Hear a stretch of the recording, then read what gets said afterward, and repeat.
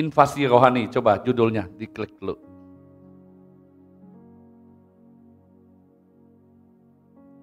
Yesus menyeberang ke wilayah musuh. Mungkin kalau Anda baca Alkitab tentang Yesus meredakan badai sampai di Gerasa, sebenarnya itu satu cerita, ya. Peta, coba lihat peta.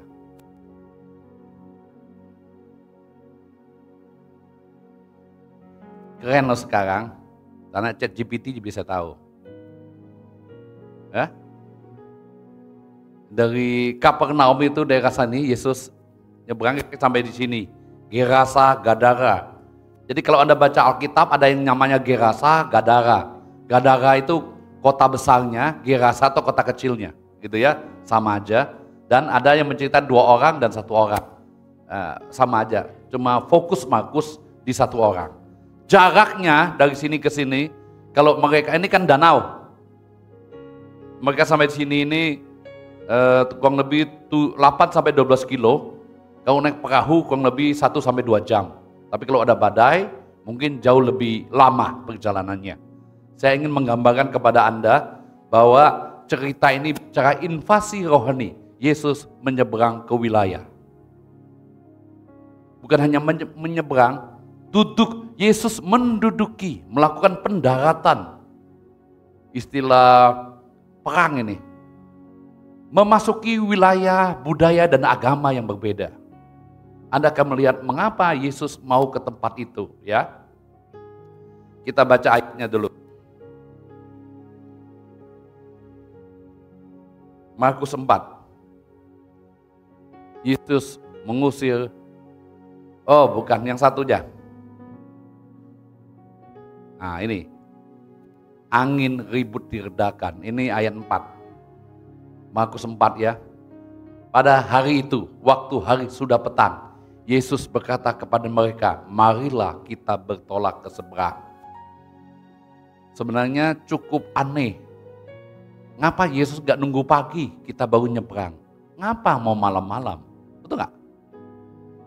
Malam itu gelap, malam itu membuat kita takut, malam itu punya banyak masalah, malam terus identik dengan kuasa kegelapan. Tapi kita nggak membahas ini, nanti kita akan di Faith Night, kita bahas Faith Night ya, 3 hari ini, haleluya. Beberapa kali kalau saya Faith Night 3 hari, saya mengalami terobosan secara pribadi, saya nggak tahu kalian, saya suka. Karena nanti angin pun dipakai Tuhan untuk memuliakannya. Daun-daun bergoncang-goncang, melambai-lambai. Ombak bergelora, ya pelangi, burung-burung di udara, bunga-bunga mekar. Semua itu memuliakan Tuhan. Tapi kita melihat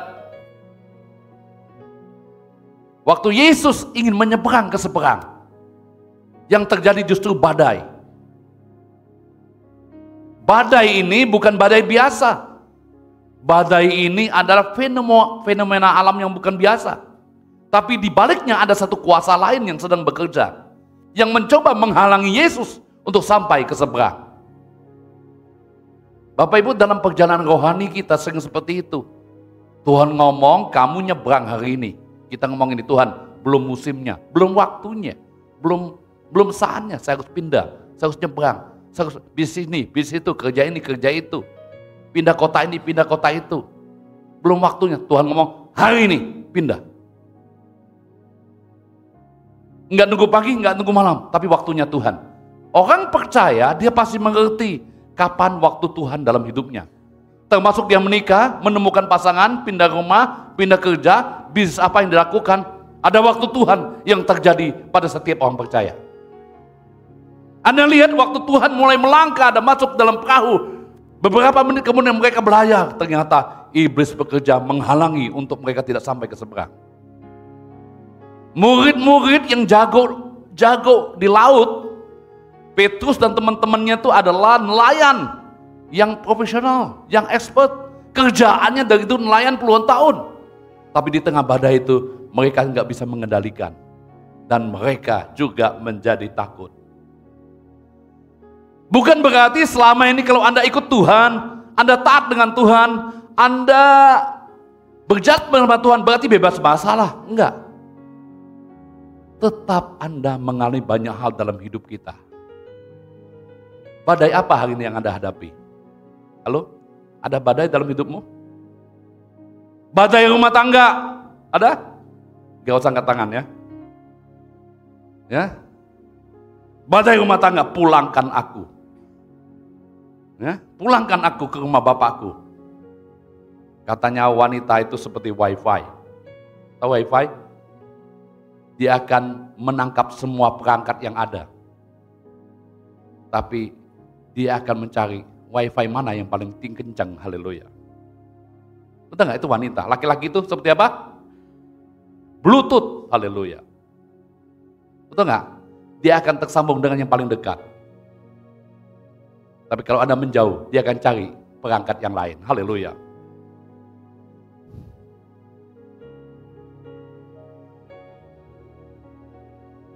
Kita belajar dari sini. Badai rumah tangga. Badai apa lagi? Ekonomi. Hari ini ekonomi global sangat tidak baik loh. Ya. Tapi saya percaya orang yang dalam Tuhan, ia ada dalam pemeliharaan dan penjagaan Tuhan. Ya. Orang yang dalam Tuhan, dia ada dalam penjagaan dan pemeliharaan Tuhan. Termasuk gereja Tuhan. Dalam pemeliharaan dan penjagaan Tuhan. Tapi kita juga takut juga, sedap-sedap khawatir juga. Ya, gimana Tuhan harus bayar sewa, haleluya. Minggu 3, minggu 4, minggu 5, biasanya tidak ada persembahan yang masuk di rekening gereja. Benar, saya cek sama Yana, nggak ada persembahan. Tiap minggu kan profesional, terpaksa telepon pendetanya, haleluya. Pendetanya terpaksa telepon di sorga, haleluya. Benar, itu menandakan ekonomi Anda nggak baik. Kan? Saya kasih tahu, Anda baik atau nggak baik, tetaplah memberi buat pekerjaan Tuhan. Bukan nilainya, tetapi hatimu. Waktu hatimu persembahkan kepada Tuhan, Tuhan melihat hatimu yang tulus dan mengasihinya itu. Maka dia tidak pernah tinggal diam. Betul kan? Karena di mana hartamu, di situ hatimu. Hatimu ada ke Tuhan, duitnya pergi ada. Pada apa lagi? Rumah tangga, ekonomi, kesehatan. Udah ngerti sekarang ya. Siapa yang sakit hari ini? Gak usah angkat tangan. Aku berdoa dalam nama Yesus, engkau sehat dan baik-baik saja. Tuhanlah kesembuhanmu, Tuhanlah keselamatanmu. Dia melindungi engkau, menduduki engkau dengan darahnya yang kudus. Apalagi badai yang kita hadapi? Istri yang cerewet, bukan badai itu. Itu udah bagian dari hidup. Bapak kasih tahu istrinya, itu bagian dari hidup saya, sayang. Haleluya. Apalagi badai yang kita hadapi? Utang, haleluya. Maaf yang masih punya utang. Ya. Badai nggak itu? Ekonomi lagi sulit, utang lagi banyak. Badai nggak? Enggak ya? Puji Tuhan Pak, utang banyak, haleluya. Ada yang gitu? Badai. Anak-anak nakal, anak-anak nggak nurut. Pekerjaan di ujung tanduk. Badai itu. Waktu Tuhan ini, kita di dalam perahu itu nyaman. Tuhan gak suka kita nyaman. Nyaman itu biasanya membuat kita terlena dan iman kita gak bertumbuh. Kita akan bertumbuh waktu kita dalam badai, iman kita akan naik.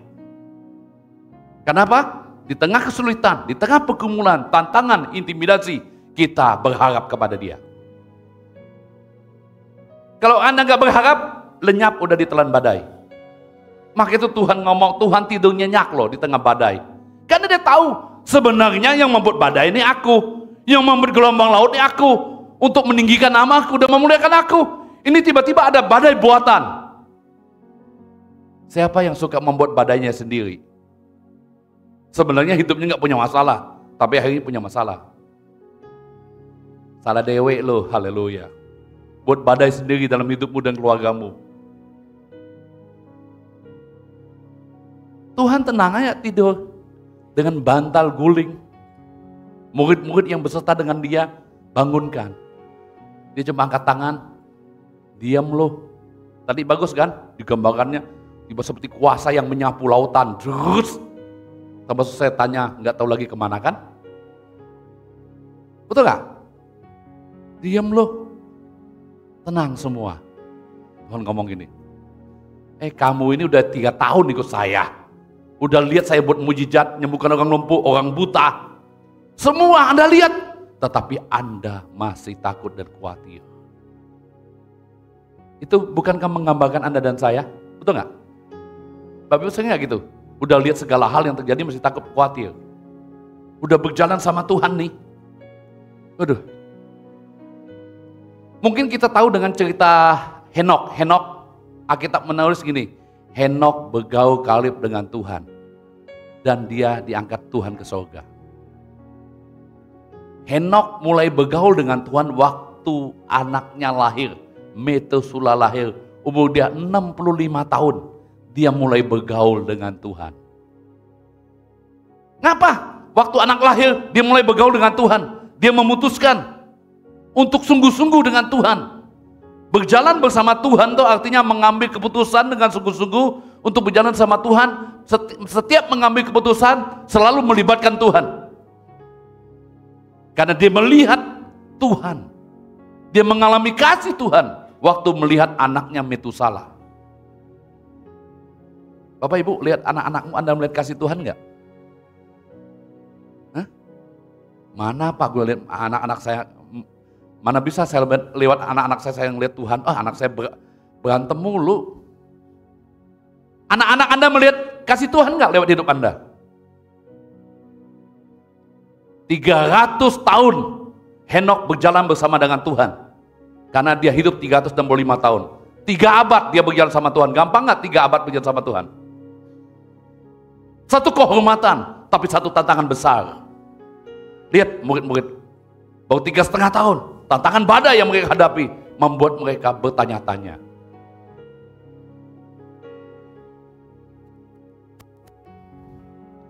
Kita lihat ayat yang lain.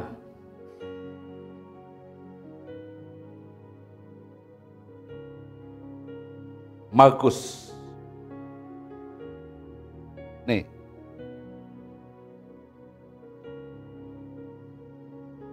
Yesus menyeberang menghadapi badai serta roh teritorial. Ingat ada roh teritorial wilayah di Gerasa itu, ada roh lain yang menguasai wilayah itu. Jadi sebagai orang percaya, Anda harus yakin dalam dirimu ada kuasa Tuhan yang menyertai. Kalau satu wilayah itu terlalu jahat, Anda lihat itu di sana kawin cerai banyak, prostitusi banyak, apalagi ya, mati muda banyak, mati gantung diri banyak, apalagi ya, kekerasan, obat-obatan, perjudian, apalah bentuk semua kejahatan. Itu tanda-tanda awal bahwa di wilayah itu ada penguasa teritori. Ya. Dia nyebrang menghadapi badai, melawan roh teritorial demi satu orang. Yang satu orang itu akan dipakai Tuhan. Sebenarnya ini misi logistik yang tidak efisien. Untuk demi satu orang harus bawa murid-murid sewa perahu, nyebrang, ya. Orang itu bertobat, Yesus kembali.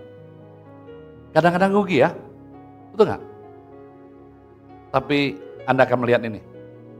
Lihat nih. Yesus mengusir roh jahat dari orang Gerasa.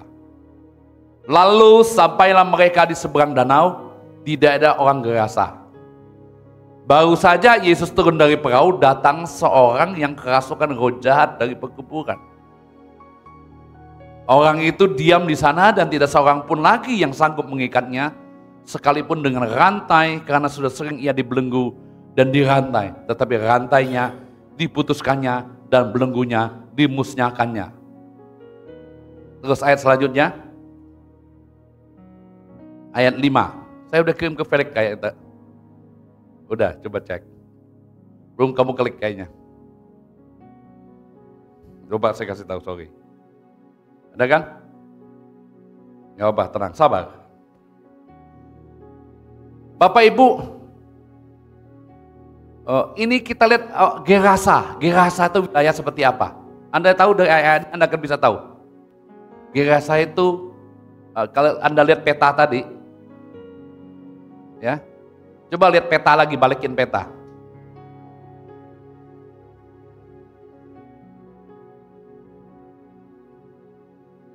Ingat, Gerasa di sini ini bukan wilayah orang Yahudi, bukan wilayah orang Yahudi, ya, non Yahudi. Di sana tadi ada apa? Kita baca tadi. Ada orang kerasukan. Kembali ayat itu lagi. Kembali ayat tadi. Orang kerasukan, ada apa lagi? Ada kuburan. Tanah kosong.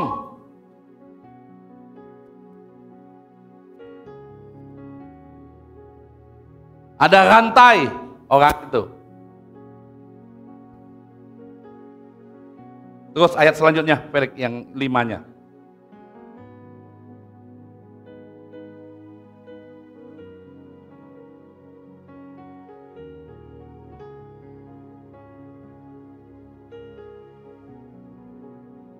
Yang saya kirim ke kamu tadi, yang 5 ya.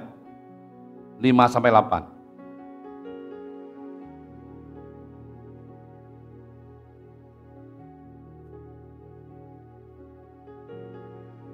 Nah, siang malam ia berkeliaran di perkebunan dan di bukit-bukit sambil berteriak-teriak memukul dirinya dengan batu. Jadi di Gerasa itu bukan orang Yahudi, ada kuburan, roh najis gitu ya. Apalagi? Ada babi-babi. Ketika ia melihat Yesus dari jauh, berlari ia mendapatkannya lalu menyembahnya. Woi, iblis hati-hati loh, bisa menipu kita ya. Dia memuji-muji, Paulus lewat, oh inilah hamba Allah, inilah orang diurapi. Oh bilang, diam kamu, ingat tuh lah.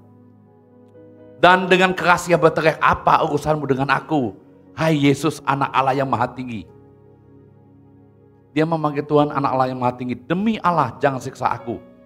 Karena sebelum Yesus mengatakan kepadanya, hai engkau roh jahat, keluar dari orang ini. Jadi di daerah itu tuh orang kerasukan, roh najis, babi-babi. Coba ayat selanjutnya. Ayat 9.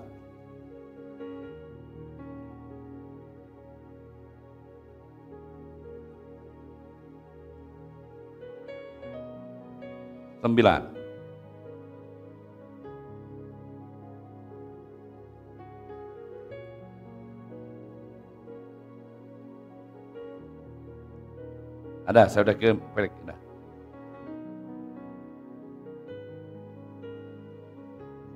Ada ya? 9 sampai 12.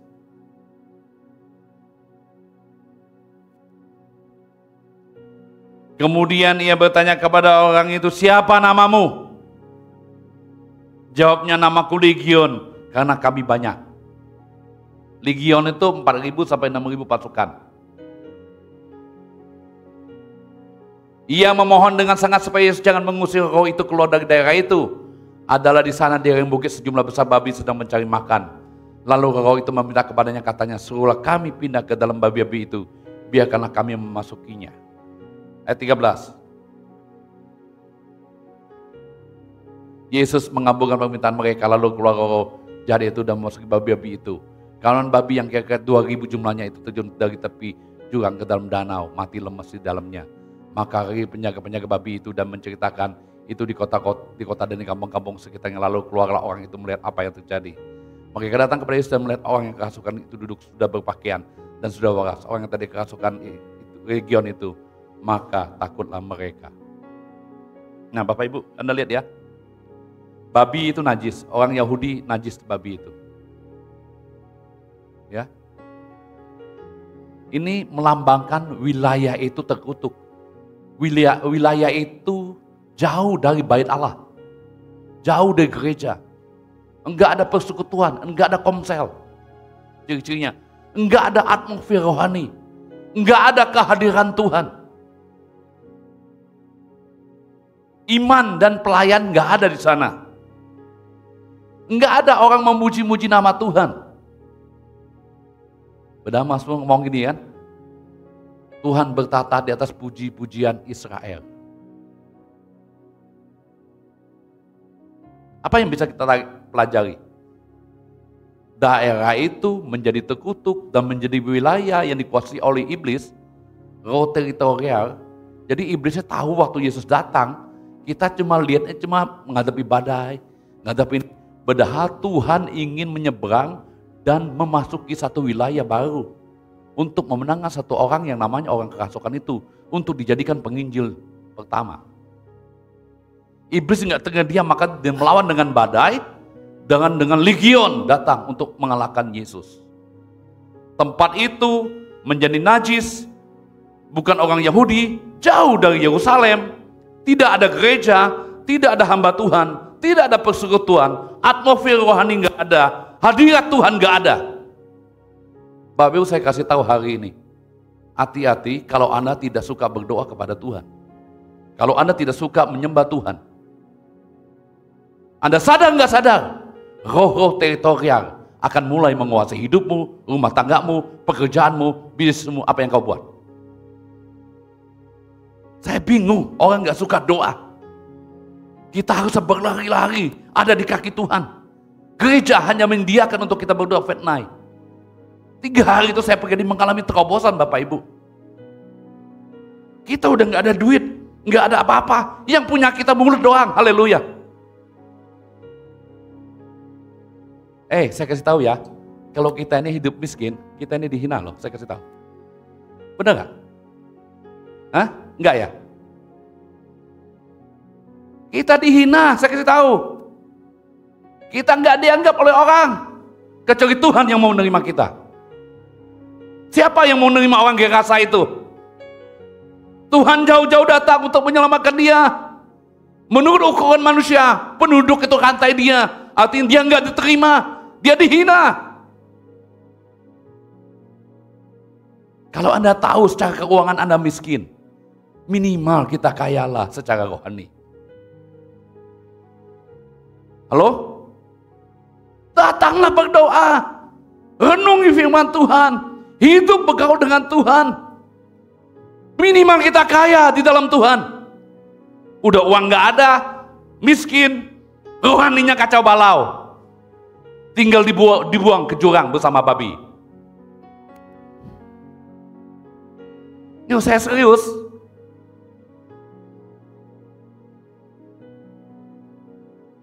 Nggak ada waktu Pak, nggak ada waktu. Pret, nggak ada waktu. Tuhan ambil waktumu habis lu, haleluya. Betul nggak? Yang buat waktu siapa? Tuhan kan? Harta terbesar dalam hidup ini adalah waktu. Bukan uang, bukan kesehatan. Kalau Anda masih punya waktu, Anda punya kesempatan untuk hidup umur panjang, dan Anda punya kesempatan untuk memperoleh harta jasmani. Tapi kalau Anda udah nggak punya waktu, nggak usah banyak ngomong. Tuhan bilang, tunggu 1 hari lagi. Mau ngapa lo? Besok gue ajak kamu pulang. Gimana? Oke Tuhan, besok saya mau makan telur ayam 100 butir. Ya, nonton film 5 sesi. Gitu? Enggak kan? Perhatikan ada atmosfer rohani nggak di keluargamu? Anda merasakan kehadiran Tuhan, keagungan Tuhan. Jadi waktu kita nyanyi, ku agungkan, kau ku agungkan. Benar juga ya. Kalau Anda punya teman orang kaya hari ini, saya kasih tahu ya, jangan berharap dikasih kamu duit. Halo? Anda senang berteman dengan orang kaya? Nanti dia kasih saya duit? Enggak bakal. Anda bergaul dengan dia, Anda dapat sesuatu tentang cara berpikir. Bagaimana cara berpikir orang kaya itu. Ya, tambah kaya, tambah orang pelit. Haleluya. Kalau dia nggak kenal Tuhan.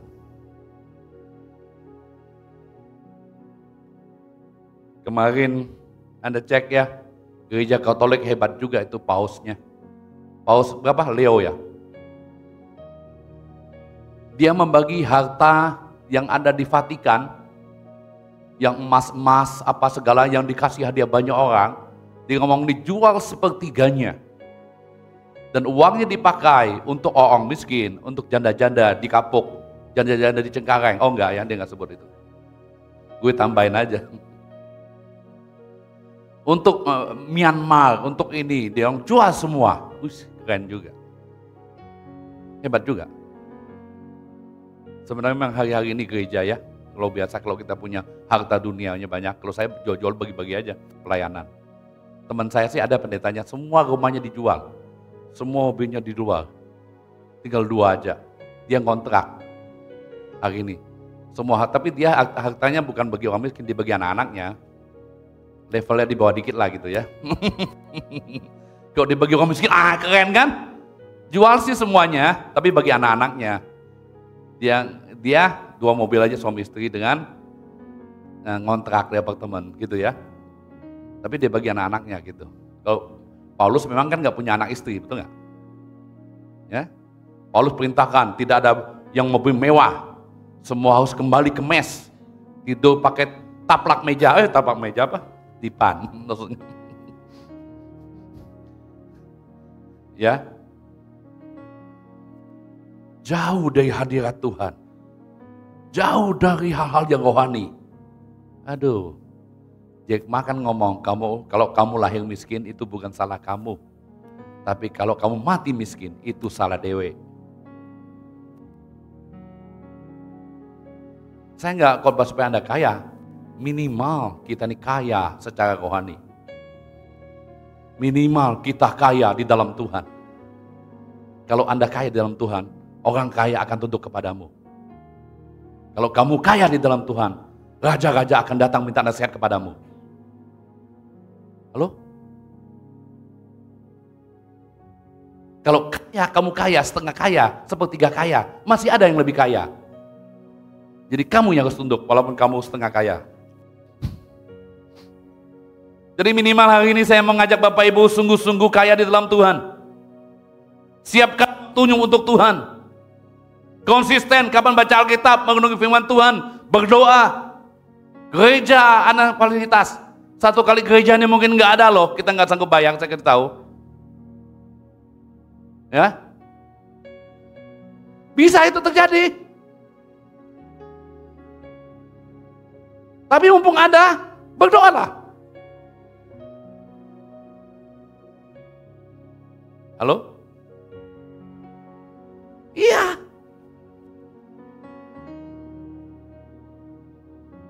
Ya mungkin saya secara daging gampang aja, udah gitu kan. Tapi nggak bisa, ini kalian. Walaupun ngasihnya berapa, tapi kalau waktu kita bersatu, Tuhan akan nyatakan. Haleluya. Badai itu ada roh di baliknya. Gerasa itu ada roh di baliknya. Mengapa? Waktu Yesus ngusir setan itu, dia ngomong ini, jangan usir kami. Artinya dia nggak mau keluar dari wilayah Gerasa. Ini wilayah kami, ini tempat kami berduduk di sini. Kami udah dari dulu menguasai wilayah ini. Orang-orang di sekitar sini semua sudah kami ikat. Jadi jangan usir kami. Jadi kamu mau kemana? Saya mau pindah ke orang-orang Sewan sana. Silakan kalau ke Sewan sini. Enggak, dia ngomong apa? Tuh ada babi, kami pindah ke babi. Langsung 2000 babi nyemplung ke mana? Ke jurang. Saya bertanya, kok Yesus kayaknya enggak punya kurang bijak ya? Betul nggak? Berarti kan merugikan orang lain. Betul nggak? Anda harus timbul pikiran-pikiran seperti itu. Dan habis itu Anda tanya ChatGPT, dia akan jawab dengan bijaksana. Haleluya. Iya, saya kali timbul pertanyaan, saya tanya terus. Dia ngomong, woi pertanyaannya sangat mendalam. Wah, dia memuji gue loh, keren banget kayaknya. Hebat juga, dia lebih dari manusia Pak, dia memujinya. Pertanyaan saya, Anda sangat mendalam. Dan ini luar biasa, dia ngomong gitu ya. Bilang, masa Yesus merugikan orang lain? Nama Tuhan, tapi kita nggak bahas itu ya. Anda cari sendiri. 2000 ekor babi itu, satu ekor babi 2 juta kan? Kurang lebih. Ada yang 200.000? Kita pesan 10 ekor kalau ada. Kita pesta langsung. Yesus diusir, ingat nggak? Yesus sudah sembuhkan orang Gerasa yang kerasukan, sehat, mereka lihat semua, mereka takut, mereka cerita ke kampung-kampung, tuh ada orang gini-gini, bukan cerita orang itu bebas, ceritanya apa? Babi kita mati semua. Jadi gimana dengan orang itu? Kita usir dia, kita demo. Haleluya. Ya Bu Reni ya, ibadah di Ibu Reni aja udah yang kan? Udah yang nggak boleh kan? Betul nggak? Karena waktu Anda meninggikan nama Tuhan, roh-roh di sekitar Anda mulai bereaksi. Itu tandanya ada kuasa yang sedang bekerja. Anda mau lihat gereja sedang berkuasa atau tidak? Anda sedang berkuasa atau tidak? Waktu Anda menyebut nama Tuhan, ada orang merasa risih dan terganggu. Lihat ke kanan, dia risih terganggu nggak? Jangan rohnya ada di situ. Haleluya. Risih dan terganggu karena nama Tuhan yang Anda sebut. Yang ini, Yesus, kamu jangan di sini, pergi. Iblis secara roh nggak bisa ngusir Tuhan, tapi dia pakai orang-orang. Saya kasih tahu ya, kita ini nggak mempan disantet, ditenung, disihir. Tapi kita ini bisa mati kalau orang tembak kita. Haleluya. Amin. Betul nggak? Santet sihir nggak mempan tuh pendeta goyang-goyang terus. Kan bisa aja dia ngambil pesta maju, teng gitu kan. Kalau Tuhan izinkan. Anda lihat beberapa kali di mimbar, ada di YouTube itu, ada orang bawa pistol pelatoknya enggak itu kan ada kan? Dengan pisau pendetanya. Enggak terjadi apa-apa. Memang kuasa Tuhan dalam bekerja. Iblis enggak bisa pakai roh-roh teritorial itu secara roh. Tapi dipakai orang-orang untuk mengusir Tuhan. Tapi Tuhan waktu mau balik, orang kerasukan ngomong gini, gue mau ikut kamu. Gue bilang enggak perlu. Kamu di sini aja, jadi berkat. Pulanglah ke rumahmu, ke kampungmu, ceritakanlah apa yang telah Tuhan buat bagimu. Dia pulang ke kampungnya, Dekapolis, 10 kota. Tuhan kasih dia memenangkan untuk 10 kota. Haleluya. Cek hari ini, di mana Gerasa Tuhan utus Anda. Setiap kita dipilih oleh Tuhan, Tuhan punya tujuan. Seberat apa Tuhan memanggil kita untuk menangkap kita. Saya ingat, saya ini kerja di satu pulau dulunya. Enggak kenal Tuhan. Tuhan utus pendeta, penginjil ke pulau itu. Saya tahu Tuhan punya tujuan untuk hidup saya. Halo? Ini Gerasa saya. Tamu mau tahun malam. Ya? Itu kan. Orang Dekapolis Anda. Haleluya. Coba cek hari ini Gerasa kamu siapa? Jangan-jangan tetanggamu loh. Itu Gerasa. Yang hari ini mungkin keluarga itu terikat dengan banyak hal. Anda harus pergi dan datangi dia. Kalau enggak sanggup sendirian, ajaklah Pak Hendrik Lim ini. Haleluya ya. Supaya dia jangan berkutat, ngitung-ngitung duit aja. Jangan gitu, haleluya. Ya, Hendrik Lim diajak, Hendra diajak, Pak Hendrik diajak gitu, Pak Agung diajak, haleluya. Kalau semua itu kurang mampu, ajak Bung Luki, haleluya. Selesai semua. Ya. Ada Gerasa di sekitarmu, tetanggamu yang hari-hari terikat dengan roh teritori. Coba Anda pergi ke tempat-tempat tertentu yang nggak ada gereja, nggak ada hamba Tuhan, nggak ada pendeta. Anda akan melihat tempat itu betapa seremnya. Betapa penuh roh-roh yang lain. Saya orang kampung, di kampung-kampung saya pergi, yang nggak ada gerejanya. Wah, itu kayaknya kita masuk ada pusing nih orang, kemiskinan mengikat, berdukunan mengikat, kawin cerai.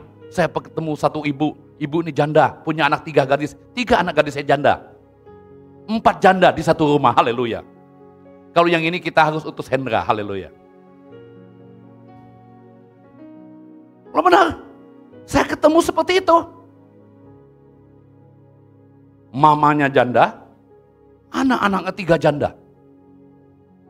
Yang satu anaknya udah kawin 3 kali. Mamanya juga udah 4 kali. Dia mau punya suami dari Sabang sampai Merauke mungkin ya. Itu tanda ada roh di balik semua itu. Ketidaknormalan dalam hidup kita yang kita alami hari ini, itu bukan biasa-biasa, tapi ada kuasa lain yang sedang bekerja.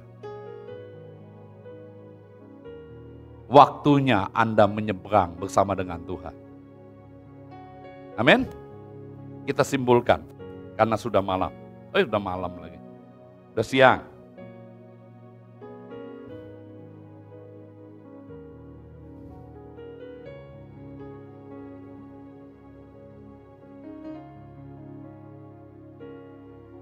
Misi besar dimulai dari 1 jiwa itu.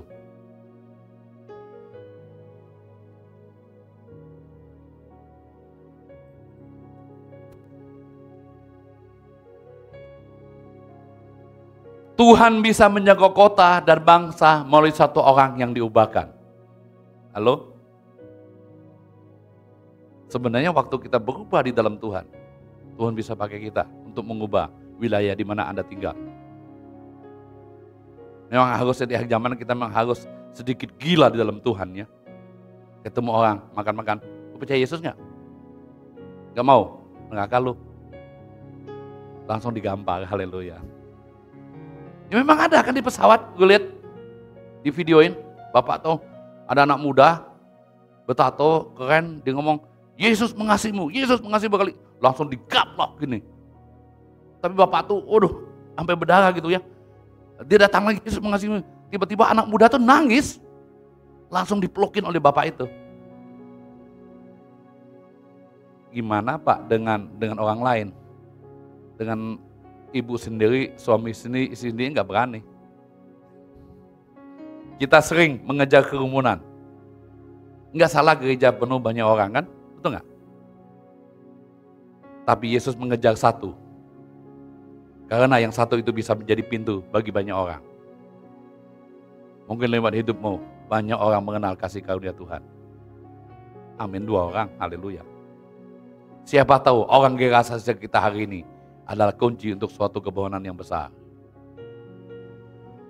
Jangan-jangan Gerasa yang hari ini, yang Tuhan tentukan, mungkin itu kunci kebangunan yang besar. Kita cari Gerasa kita ya, haleluya. Ya, Tuhan memberkati.